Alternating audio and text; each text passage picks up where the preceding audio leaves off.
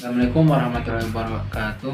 Perkenalkan, nama saya Dimas Fadlah. Di sini saya akan menjelaskan mengenai genesis dari Pulau Papua. Nah, berawal dari penamanya dulu, Papua memiliki sejarah penamaan yang cukup panjang, yaitu dimulai pada tahun 200 Masehi, yaitu Gladys Petribus menyebut Papua dengan sebutan Rabadios. Bangsa Cina menyebut Papua dengan sebutan Mungki. Lalu pada akhir tahun 600 Masehi, Kerajaan Sriwijaya menyebut Papua dengan sebutan Janggi. Nah, sekitar abad pertengahan, yaitu sekitar tahun 1528, Alvaro de Saavedra, orang yang berkebangsaan Spanyol, menyebut Papua dengan sebutan Isla de Oro atau dalam bahasa Inggris yaitu Island of Gold. Nah, dari situlah banyak bangsa barat ataupun Eropa yang mencari pulau emas tersebut, karena tujuan dari penjelajahan pada masa itu adalah 3G, yaitu Gold, Glory, and Gospel. Nah, namaan Papua itu sendiri berasal dari kerajaan Tidore yang menyebut penduduk Papua dengan sebutan Papua. Lalu lama-kelamaan menjadi Papua, yang artinya itu adalah tidak bergabung. Sedangkan dalam bahasa Melayu itu artinya adalah rambut keriting. Nah, lalu penamaan New Guinea itu sendiri berasal dari pelaut asal Spanyol yang melihat kesamaan fisik antara New Guinea yang ada di Afrika dengan yang ada di Papua gitu, sehingga diberi nama yang sama yaitu New Guinea. Selanjutnya pada pasca proklamasi, nah, Belanda datang lagi ke Papua dan mengubah nama Papua menjadi Netherlands New Guinea. Karena Belanda tidak ingin kehilangan Papua, sehingga Belanda membentuk panitia yang terdiri dari suku-suku. Dan ketua dari panitia tersebut adalah Frans Kaseipoo. Nah, Frans Kaseipoo ini mengusung sebuah nama yang diangkat dari cerita mitos, yaitu Mengkeren Koreri, yang namanya itu adalah Irian. Kalau dalam bahasa Biak Numfor, Iri itu adalah tanah, sedangkan itu adalah panas. Sehingga dalam artian Irian itu adalah tanah yang panas. Sedangkan kalau dalam bahasa Melayu, Irian itu adalah bangsa yang diangkat. Nah, lalu pada pidatonya, Frans Kaseipoo pada tahun 1946 mengenai perubahan Papua, nama Papua menjadi Irian itu memiliki nilai arti semangat juang. Irian yaitu ikut Republik Indonesia anti Netherlands. Berikutnya adalah proses terbentuknya Pulau Papua. Nah, menurut ilmu geologi, sekitar 60 juta tahun yang lalu Papua itu masih dasar laut, dan hal itu dibuktikan dengan adanya fosil biota laut yang ada di Gunung Jaya. Mengapa hal itu bisa terjadi? Karena pada dasarnya lempeng-lempeng itu saling bergerak. Jadi lempeng Indo-Australia yang bergerak ke sebelah utara bertemu dengan lempeng Pasifik yang bergerak ke sebelah barat, lalu mengalami sedimentasi dan terbentuklah Pulau Papua itu sendiri. Pada saat bertubrukan antara lempeng Indo-Australia dengan lempeng Pasifik itu membentuk pegunungan-pegunungan yang ada di bagian tengah Pulau Papua, seperti salah satunya adalah Jayawijaya. Nah, selanjutnya itu ada geologi Papua. Nah, untuk geologi Papua ini sendiri, geologi Papua ini memiliki kesamaan dengan kondisi geologi umum yang dijumpai di Indonesia bagian timur. Nah, daerah ini tuh merupakan daerah interaksi antara dua lempeng besar, yaitu lempeng Indo-Australia dan juga lempeng Pasifik. Nah, daerah Papua Nugini dan pegunungan Central Range secara umum itu bisa diasumsikan sebagai lokasi tipe dari busur kepulauan oseanik aktif tumbuhan kontinen. Nah, pegunungan Central Range ini merupakan sabuk yang memanjang sampai 1.300 km dengan lebar 150 km dan juga dengan topografi yang kasar dan sejumlah puncak setinggi lebih dari 3.000 meter. Nah, sebagian besar daerah ini tuh adalah lapisan batuan berumur Kenozoikum dan Mesozoikum yang tersesarkan dan juga terlipat, yang diendapkan pada lapisan tepian kontinen aktif Australia. Nah, sebagian besar proses evolusi tektonik daerah Nugini itu berkaitan dengan konvergensi miring antara lempeng Indo-Australia dengan lempeng Pasifik. Nah, Nugini dan pegunungan tengah umumnya disitir sebagai lokasi tipe tumbuhan aktif antara busur kepulauan dengan benua. Nah, secara umum dari utara ke selatan geologi daerah Papua ini dapat dibagi menjadi 3 provinsi geologi. Yang pertama itu ada provinsi kontinen, di mana terdiri atas batuan sedimen dari keraton Australia. Yang kedua ada provinsi oseanik, yang terdiri atas batuan oviolit dan batuan gunung api busur kepulauan yang merupakan bagian dari lempeng Pasifik. Dan yang ketiga ada provinsi peralihan, di mana terdiri dari batuan terdeformasi kuat dan mengalami pemalihan regional, dan merupakan hasil interaksi antara kedua lempeng tektonik. Nah, pembagian provinsi geologi tersebut hanya berlaku pada bagian tengah Papua atau daerah tubuh burung. Sementara untuk kepala dan juga leher burung itu diduga mempunyai asal-usul atau sejarah tektonik yang berbeda. Assalamualaikum warahmatullahi wabarakatuh. Saya Nova Dwi Anggraini. Di sini saya akan menjelaskan tentang geomorfologi Pulau Papua. Nah, Pulau Papua sendiri berada di garis meridian 0 menit 19 detik sampai 10 menit 45 detik lintang selatan dan 130 menit 45 detik sampai 141 menit 48 detik bujur timur. Nah, Pulau Papua ini memiliki luas lebih kurang 418.707,7 km persegi atau merupakan 21% luas dari wilayah Indonesia. Pada awalnya Pulau Papua ini dikenal dengan nama Irian Jaya, namun pada tahun 2003 terdapat perubahan dengan nama Papua untuk bagian timur dan Papua Barat untuk bagian barat. Provinsi Papua memiliki luas daerah 317,62 km persegi, tak 130 derajat sampai 141 bujur timur, dan 2 derajat 25 detik lintang utara sampai 9 derajat lintang selatan.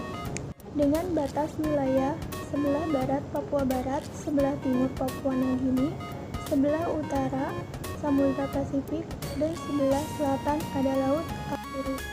Sedangkan untuk Provinsi Papua Barat memiliki luas daerah 126,93 km persegi, terletak di antara 0 sampai 4 derajat lintang selatan dan 124 sampai 132 derajat bujur timur.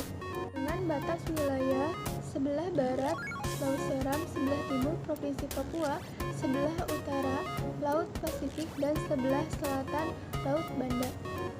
Topografi Pulau Papua berupa dataran rendah hingga dataran tinggi dengan kemiringan landai hingga curam.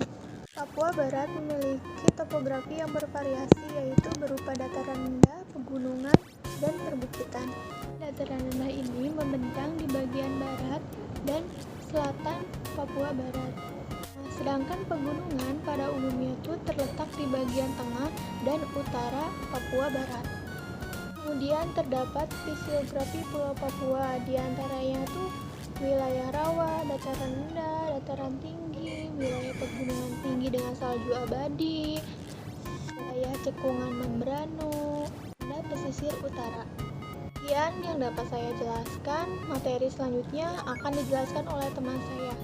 Baik, Assalamualaikum warahmatullahi wabarakatuh. Nama saya Mimi Rohimi dengan NPM 1921700059. Di sini saya akan menjelaskan mengenai perekonomian dan agama yang ada di Pulau Papua. Perekonomian Pulau Papua. Potensi alam Pulau Papua sangatlah tinggi. Kekayaan akan sumber daya alamnya itu belum digali semuanya. Meskipun Papua memiliki kekayaan alam yang tinggi, tetapi tetap saja Pulau Papua masih tergantung pada freeport. Perekonomian Pulau Papua bertumpu pada sektor pertambangan. Menurut Badan Perencanaan Pembangunan Daerah atau BAPEDA, pada tahun 2018 kondisi ekonomi di Papua dan Papua Barat kian membaik. Hal ini karena didorong gencarnya pembangunan infrastruktur dan fasilitas untuk menunjang kemudahan dalam mengangkut hasil ekonomi serta ditujukan untuk bisa mempercepat jalannya lalu lintas perekonomian masyarakat di Provinsi Papua dan Papua Barat. Selanjutnya yaitu pertanian.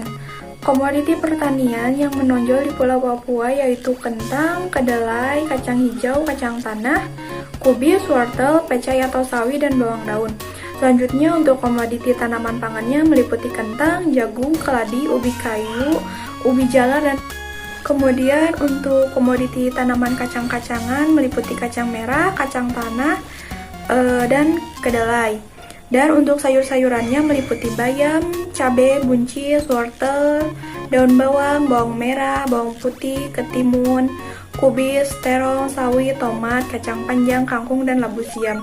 Dan terakhir untuk buah-buahannya meliputi jeruk manis, nanas, pisang, nangka, jambu biji, alpukat, dan pepaya. Selanjutnya yaitu perkebunan. Jenis komoditi perkebunan yang dapat dikembangkan di Pulau Papua yaitu kopi, apel, jeruk, nanas, dan pisang. Kemudian yang paling menonjolnya di sini kopi dengan luas lahan sebesar 134,15 hektar dengan produksi sebanyak 28,48 ton. Jumlah rumah tangga yang mengusahakan komoditi kopi ini sebanyak 536 keluarga. Selanjutnya yaitu peternakan.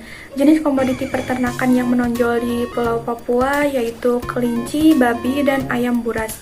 Jumlah ternak babi sebanyak 43.298 ekor, kambing 60 ekor, kelinci 1.008 ekor, ayam buras sebanyak 11.657 ekor, dan itik sebanyak 368 ekor. Jumlah produksi telur ayam buras sebanyak 3.988 kg dan 1.518 kg untuk telur itik atau entok. Selanjutnya, perekonomian Papua yang terakhir berada pada bidang kehutanan.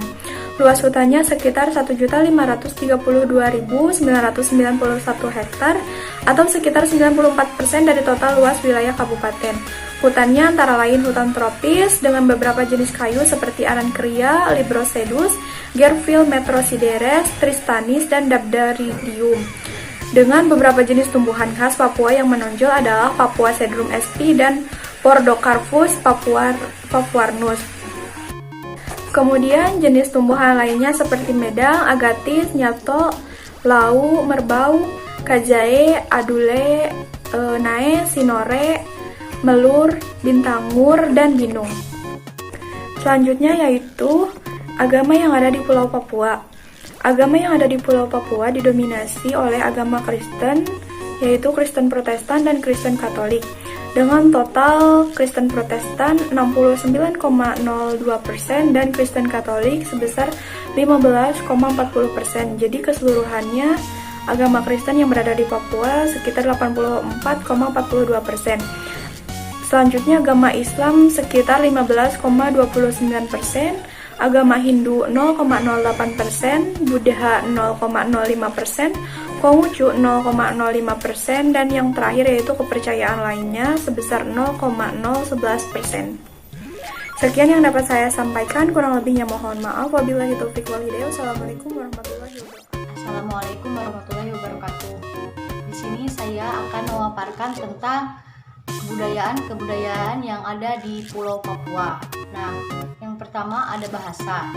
Terdapat ratusan bahasa daerah yang berkembang pada kelompok etnik yang ada di Papua.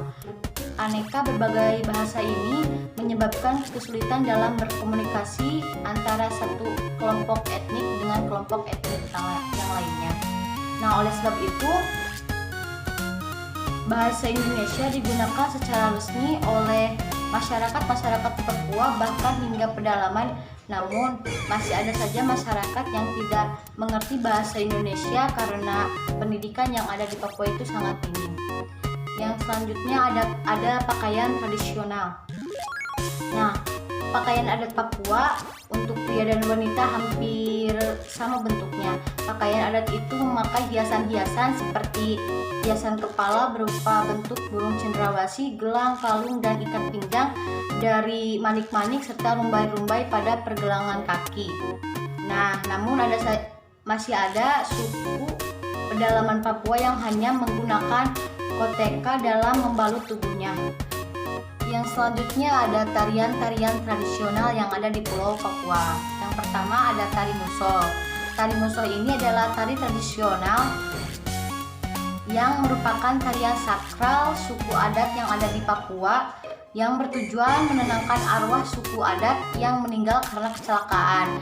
Karena suku adat Papua itu mempercayai bahwa ketika ada orang yang meninggal karena kecelakaan, maka arwahnya itu tidak akan tenang. Sehingga dilakukanlah tarian sakral ini bertujuan untuk menenangkan arwah yang sudah meninggal karena kecelakaan tersebut. Nah, yang selanjutnya ada tari tradisional Sajojo. Tari Sajojo adalah tarian pergaulan berbagai suku yang ada di Papua.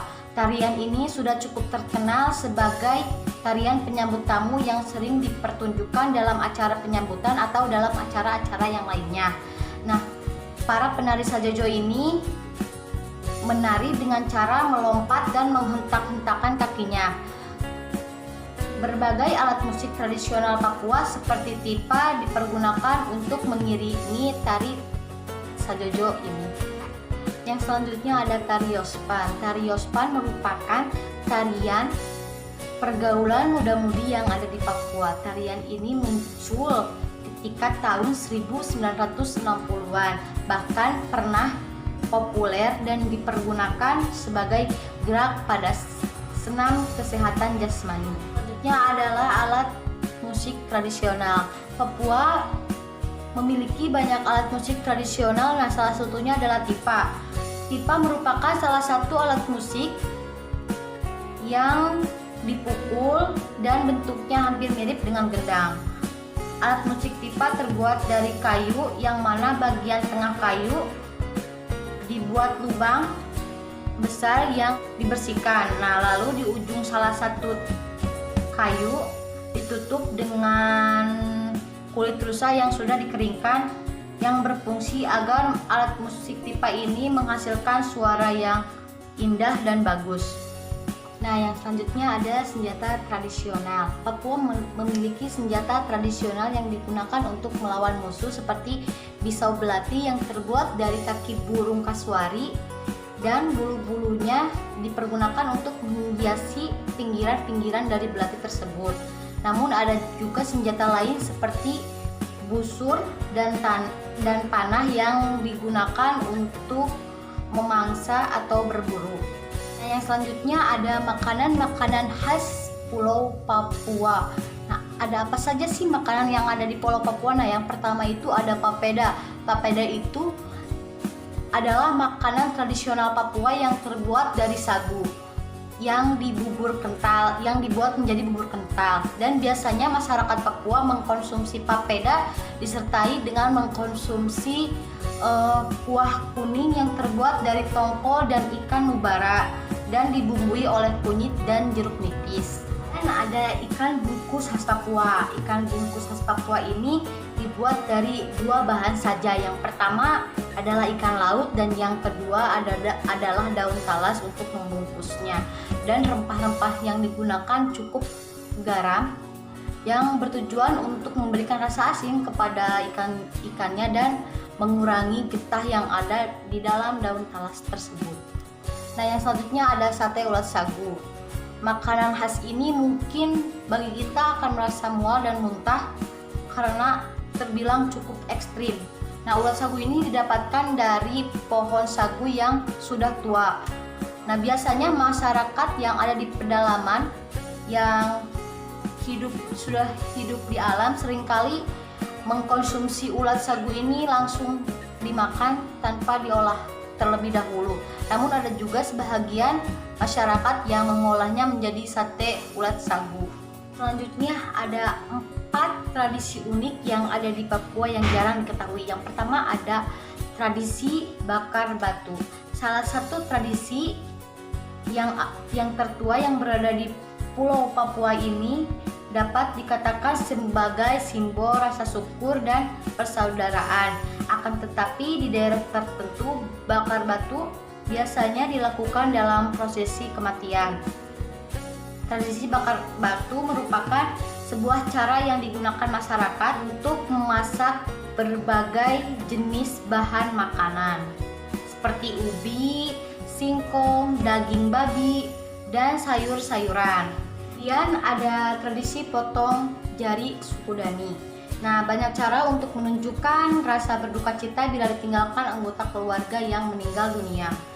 Namun untuk suku Dani yang mendiami lembah Balim di Papua, rasa sedih dan duka cita yang diwujudkan dengan cara memotong jari. Nah, bila terdapat anggota keluarga, suami, istri, anak, ayah, ibu, dan adik, tradisi yang wajib dilakukan ini menurut mereka adalah sebagai simbol dari kesedihan yang teramat dalam jika seseorang ditinggalkan oleh anggota keluarganya. Nah, selain potong jari, diartikan pula untuk mencegah kembali malapetaka yang akan menyebabkan kematian dalam keluarganya tersebut.